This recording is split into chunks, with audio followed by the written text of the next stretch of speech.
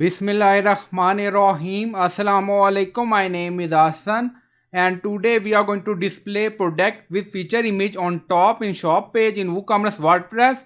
Before starting work, it's my request, please subscribe my channel. Thank you. Now back to our work. So we are in shop page and then you see placeholder. So this product has no feature image. So we are going to display product with feature image on top. Now go to dashboard. On left side you see plugin. So click on add new plugin. Then in search plugin write WP code. So this is plugin WP code. Insert header and footer we will use.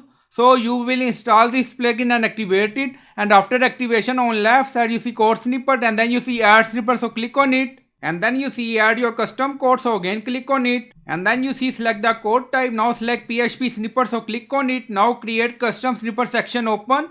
And then you can add title. Then you see code per view. Now paste code. And you will find this code in video description or in comment section. So by using this code we are going to display product with feature image on top. Now you see add a condition to check for feature image. And then you see query set order. So you can add ascending or descending order according to your requirement. And then scroll down, you see insert method auto insert location run everywhere. On top you see inactive now active and then click on save snippet. Now snippet created and saved.